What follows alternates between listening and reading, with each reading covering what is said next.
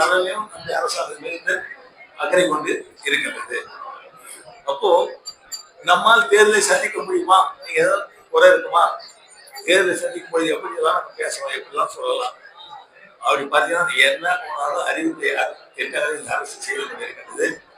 நீங்கள் மக்களை எல்லாம், நம்முடைய மக்களை எல்லாம் நீங்க நேரில் சந்தித்து கூறி வாக்குகளை கேட்கலாம். எந்த ஒரு அச்சமும் கேட்கலாம். ஏன்னா தயக்கம் தேவையில்லை. ஏன்னா எல்லாத்தையும் செய்திருக்கோம்.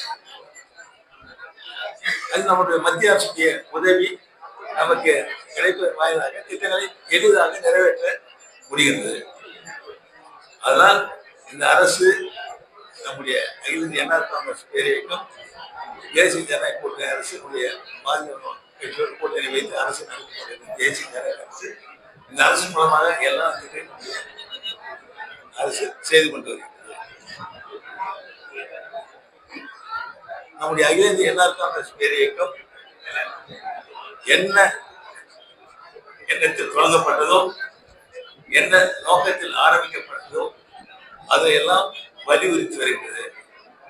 குறிப்பாக நமக்கு மாநில அந்தஸ்து தேவை. நிர்வாகத்தில் நமக்கு தேர்ந்தெடுக்கப்பட்ட அரசுக்கு அதிகாரம் வேண்டும். மாநில அரசு, அதற்கு மாநில அரசு ஒரே வழியாக தேவை என்பதை நாம் மாநாட்டின் மூலமாக வலியுறுத்தினோம். அதை நாம் மத்திய அரசும் வலியுறுத்தி கொண்டே இருக்கின்றோம். சட்டமன்றத்தில் தீர்மானங்களை ஏற்றி அதை மத்திய அரசுக்கு அனுப்பி இருக்கின்றோம். மேலும் வலியுறுத்தி கொண்டே